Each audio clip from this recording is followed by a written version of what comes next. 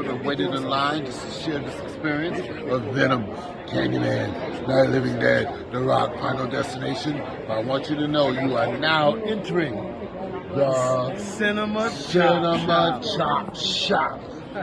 With a top and a pop. Boom, boom, bop.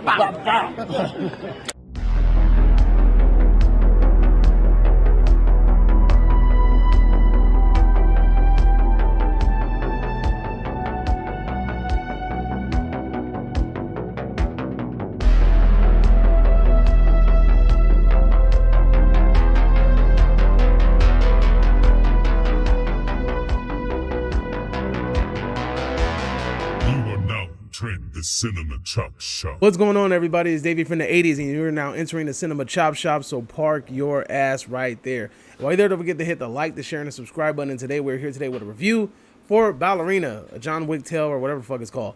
Anyway, to the point. So, I went and saw Ballerina finally. And the one thing about this movie is I was skeptical because I'm like, do I really want to see another movie in the John Wick franchise? But at the same time, it doesn't necessarily have John Wick, so I'm kind of here for it. Because I personally love the John Wick franchise. I just feel like the character John Wick is kind of like being played out. He's being overused.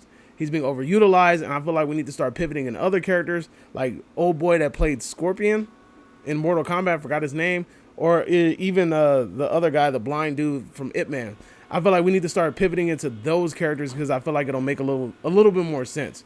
So we're now looking at this character, the Ballerina, right? And she is a part of the same tribe that is a part of John Wick. It's a young girl who has faced her own hardships, and through those hardships, she has used that to fuel her desire to become a world-class top assassin, right?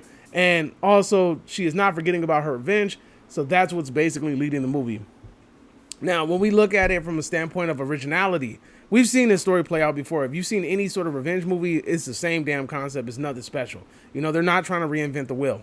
But where these movies make their bread and butter at is during the fight sequences. Now, there are parts of the movie where I'm just like, I guess, right? But at the same time, I did kind of enjoy the fact that she looked amateurish at times. To me, that plays a vital role in the believability of these movies. The one thing that I hate about some movies is when the character is super fucking OP and they don't get hit and they don't get stabbed and they don't get hurt. And you're just like watching them just like decimate everybody. Especially because, you know, you would think she should be... Honestly, I thought she was going to be a lot more OP because she was being trained as like a little ass girl. So I thought that the possibility of her being like a really... a force to be reckoned with was going to be a little bit higher. But then also the one thing I liked about this movie is they're being honest. They're like, look, dude, like, you're not going to be stronger than your opponent. You're not going to be quicker than your opponent. You're not going to be faster than your opponent. You're going to have to use whatever you got. Fight dirty, fight the way that you know how to fight. You know, you basically fighting to survive, right? Now, they did have this one thing where she's like, fight like a girl.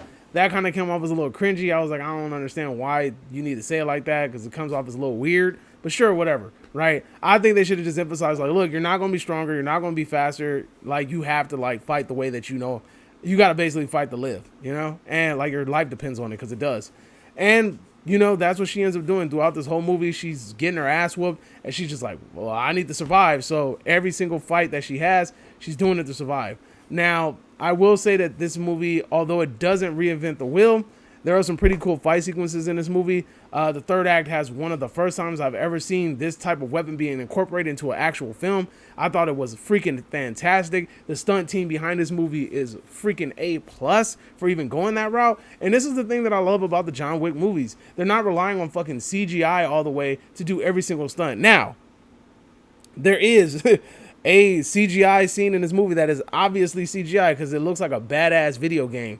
And it's CGI blended with like a real shot, but the CGI is super fucking obvious. If you're gonna spend all this money on a movie and you got a car that's CGI, at least make the car movements like seem fluid. Like it looks like it's like buffering as it's going. Like that's just my opinion. That CGI in this movie is obviously CGI. Now, again, I enjoyed everything about this movie. I think that, well, I don't want to say everything. I liked every fight sequence in this movie, all the battles, all the fighting, all the weaponry. Those things were all tight. I would be interested in seeing more on this character. Does it have me 100% invested like Sisu did? No, I think that I enjoyed Sisu a little bit more than I liked this movie, only because Sisu's story was like completely different. This movie has too much of that cookie cutter revenge personality in there. I don't know. It's the story wise is whatever, right? But the action in this movie really saves this movie and puts it over the top. Had a lot of fun with this movie. This is definitely one of them summer movies that you want to sit down with your folks and your families and just chill, eat some barbecue, and watch the movie. It's a fun ass movie. You're going to be the runtime is 2 hours, right? Now, the 2 hours is a balance between action and story building. So I am warning you now. There is some talking in this movie. Like, there's a lot of talking. There's a lot of dialogue. There's a lot of like building, especially in the first half. Like the first act of the movie has a lot of fucking talking, right? There's a lot of talking, a lot of world building, so on and so forth. It isn't until you get into the second and third act where you start really seeing like the action sequences in the play. But anyway, that's all I got. I really enjoyed this movie. I think if I'm giving it a grade, I got to give it like a B plus, B, maybe a solid B. I had a lot of fun with this movie. It's definitely one of those movies that I would recommend you guys watching, especially for like a summer blockbuster hit. Let me know in the comment section down below, what did you guys think? Make sure to hit the subscribe button, the like button, and all that good stuff, and help support the channel. Help put your boy in the algorithm. Until next time, you are now exiting the Cinema Chop Shop. Hope you guys are having a great day. Adios, homies. I want to play a game. Subscribe now. The choice is yours.